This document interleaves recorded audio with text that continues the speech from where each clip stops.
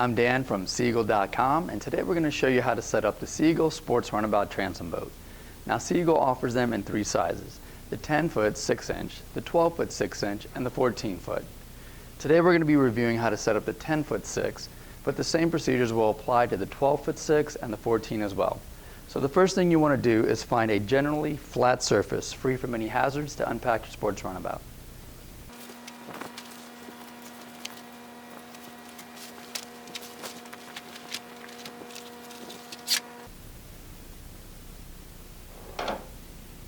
The sports runabout has 4 air inflation valves, one for the left chamber, one for the right chamber, one for the front chamber, and the 4th one is for the external rigid inflatable keel.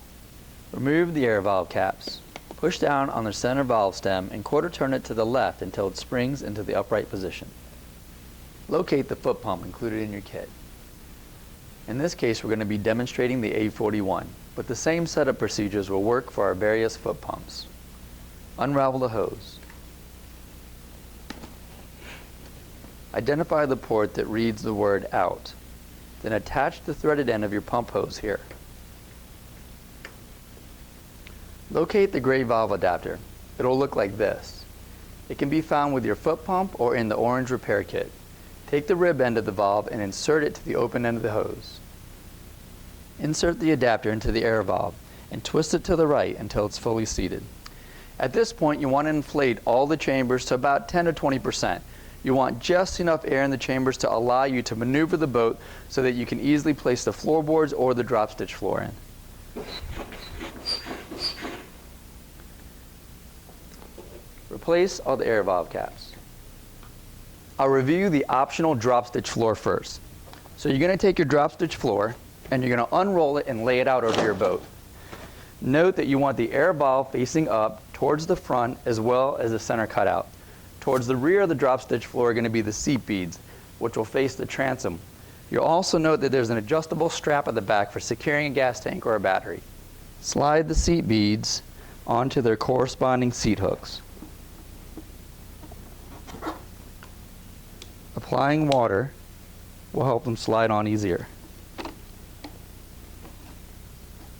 Be sure to seat your drop stitch floor.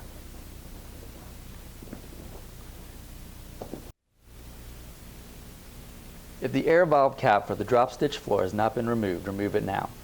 Press down on the center valve stem and quarter turn it to the left until it springs into the upright position. The drop stitch floor can be inflated to up to 7 psi. For the sports runabout drop stitch floor packages, you'll also receive the A50 high pressure foot pump. With the plug in, you can inflate with a high volume. Remove the plug and it will allow you to inflate to a higher pressure, up to 14.7 psi. Note that the pump hose is attached to the port that reads out. It's towards the center of the pump. Insert the valve adapter into the valve and twist it to the right until it's fully seated. You'll want to use your high pressure foot pump in the high volume stage first, so replace the plug. With the pump in this stage, it'll max out at 4.4 psi, so just continue pumping the floor until you get so much resistance that you can't pump anymore. When you can't pump anymore, simply remove the center plug, the black plug, which will put the pump into high pressure mode, and continue inflation. Sea Eagle offers an optional pressure gauge. Simply insert it into the air valve and turn it to the right until the pressure gauge reads the PSI. Once you've fully inflated the floor, you want to replace your valve cap and you want to reseat the floor. You're going to want to straddle your hull with 1 foot on the floor and 1 foot on the outside. Reach down and grab the grab rope and pull up. Work your way around the boat. For those with the optional high-strength plastic floorboards, I'll review how to install them now. As you can see, I've removed the inflatable drop stitch floor for this purpose. I recommend laying the floorboards out next to your boat in the same fashion in which they'll be installed, along with the aluminum stringers, which I'll review in just a few minutes. This is the underside of one of the floorboards. You'll find that the surface is smooth. You'll also notice that there is a series of letters and numbers that correlate with the board. FB4 is floorboard 4. On the top side of the board, now that I flipped it over, you'll notice that the texture is rough. This prevents you from slipping. You'll also notice that you'll be able to see the Sea Eagle logo on the top side. To start, you want to have the smooth side of the board facing up. Lay your floorboards out next to your boat with the underside facing up, as shown on the floorboard page of your printed instructions. If you've lost your instructions, don't worry. Click on this link below and we'll direct you to them.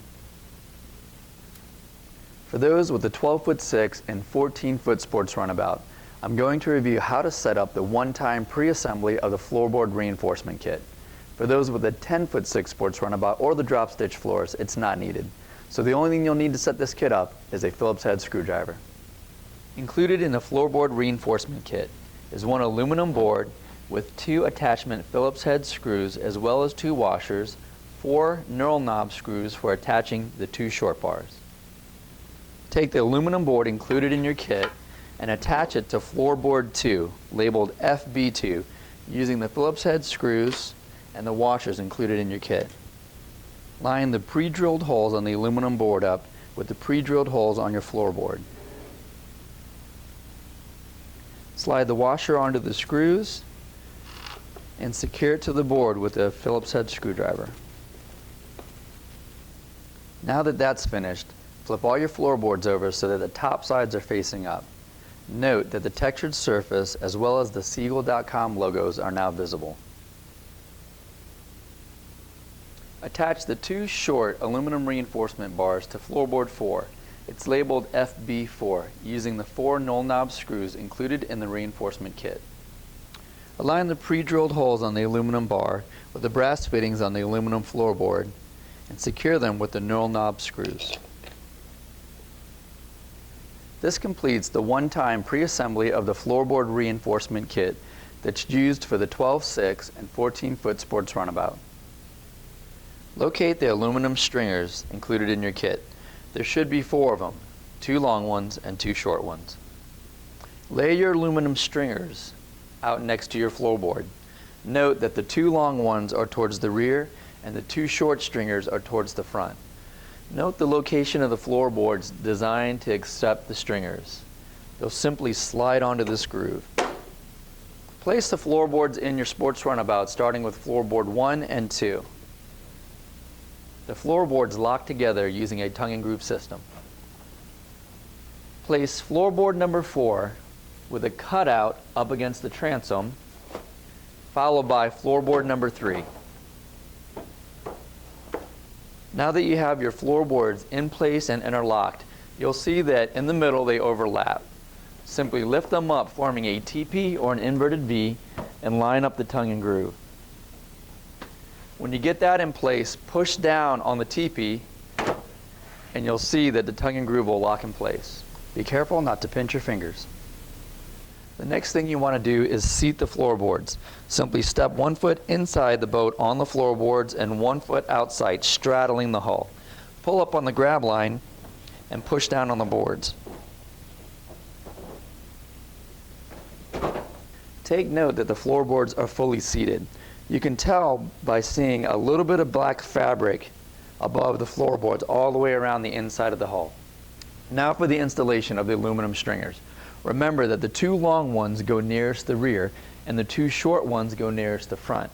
If you have the 12'6" or the 14-foot sports runabout, if you take one of the long aluminum stringers and you place them under the hull, just underneath the floorboards, it will get the floorboards on the same planing surface and make installation easier.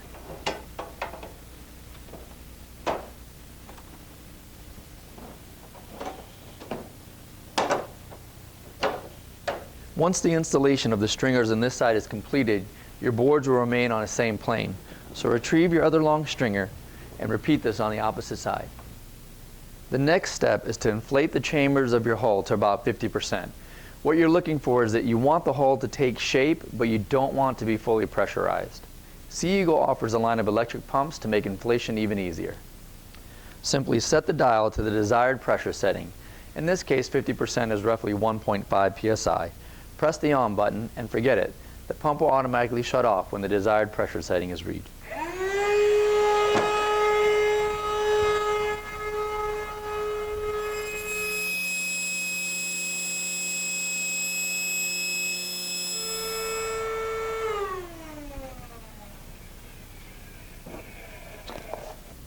For those with the deluxe package, you can attach the aluminum bench seat to the rear location now. The same procedures work towards the front location, which is where we're going to be demonstrating it. Slide the aluminum bench onto the seat beads. You're going to want to start both ends evenly, as this will make sliding on the seat easier. For those with the optional swivel seat kit, I'll review the one-time pre-assembly setup now. Locate the locking swivel seat, the pre-assembled double aluminum boards base, and the 4 bolts, washers, and nuts included in the kit. Also, please note that you'll need 2 7/16 wrenches. Insert the 4 bolts included in your kit through the top side of the seat mount. It should look like this. Next, insert the 4 bolts into the corresponding holes on the aluminum seat base. And secure it with the washers and bolts included in your kit.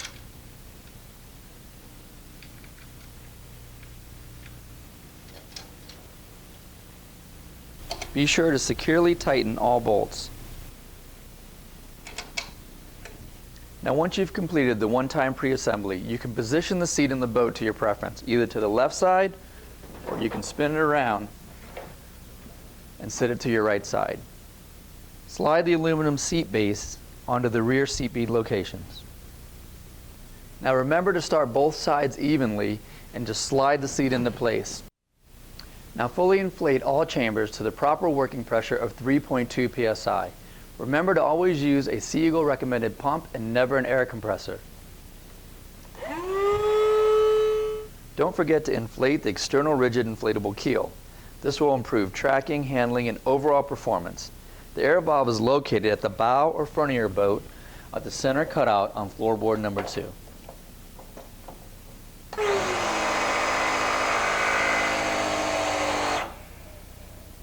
Remember to replace all your air valve caps. Next, install the bow bag. Remove the inserts and simply snap the clips together. Locate your oars and snap them together.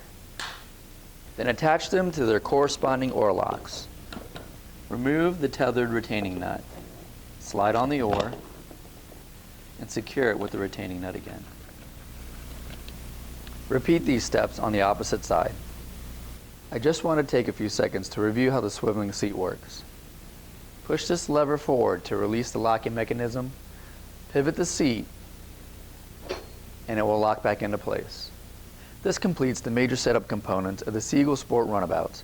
Now if you have the optional canopy, I'll review how to attach it next, but first, one important note.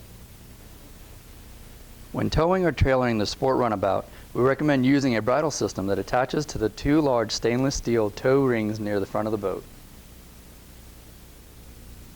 Never tow or hoist from the front center handle alone. For those with the optional canopy, I'll review how to set it up now. Locate the canopy kit box and remove the contents. Lay the canvas of the canopy out in front of you. You want the rough side facing up and the smooth side facing down. Then you want to take the ends and fold them towards the center. Take note of this cutout here. You want this facing the front of the boat. Lay out the aluminum U-frames on top of your canvas in accordance with their sleeves. Take note that you want these pre-drilled holes on the ends facing up. For the 10'6" and the 12'6" Sport Runabouts, the black strap included in the kit will go where the front window cutout is on your canopy. Insert the U-frames into the front sleeve until you can see it visually at the cutout window. Place the loop on the black strap over the frame and continue inserting the U-frame. Repeat this step on the back side of the canvas minus the front strap. When you're finished, it should look like this. The front side with the strap on it, you want to fold it over and bring the back half up, basically folding your canopy in half. Locate your scissor bars and attach them to the U-frames now. They'll snap into place. The bar with the black strap should be facing up. With your canopy folded in half, stand it up. Take note that we still have the black strap facing the front. Walk it over to your boat and lay it in the boat with a canopy at the stern. In the canopy hardware bag, you want to locate one bolt, a brass insert, 2 washers, a knurl nut, and the bracket. Take the bolt and slide a washer onto it, and then insert it through the canopy. Then take your brass insert with a small section and insert that into the canopy base. Push this through the front eyelet, which we feel is the best location. Take your bracket and slide that onto your bolt, then your washer, then your knurl nut, and secure it. Repeat these steps on the opposite end.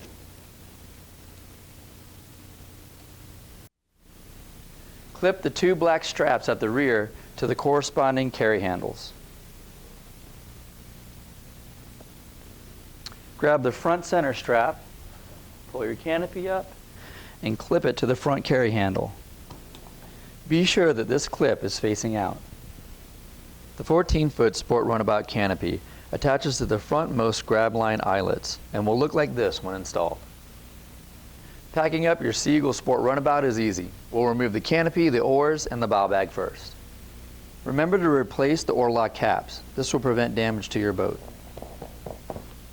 Deflate your hull by 50%. Remove all air valve caps, push down in the center valve stem, and quarter turn it to the right until it stays in the open position. This will release all the air. Be sure that your face is not directly over the valves when you do this.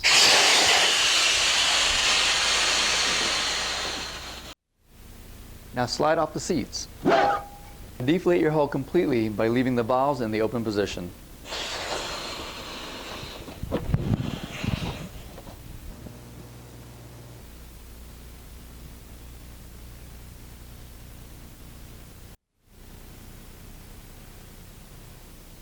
Now remove the stringers. A slight bump from your foot will loosen the stringers up and make removal easier.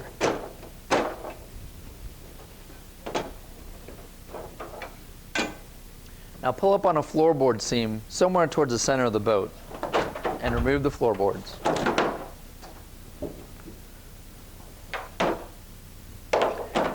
The floorboard bag is an optional accessory and can be purchased at SeaEagle.com. Now, starting at the front of the boat, what you want to do is fold the side chambers in half and work your way all the way to the back, and repeat it on the opposite side. When you get to the rear, fold your transom forward. Grab the pontoons and fold them inward on top of the transom and begin rolling your boat forward towards the air valves, pushing all the air out as you go along.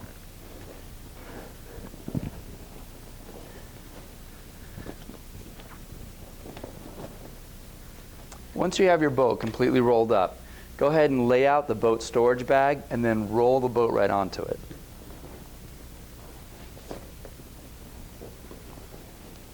And secure it with the straps. If you find this video helpful and would like to see others like it, please click on the link and subscribe to our YouTube channel. Until next time, I'll see you out in the water.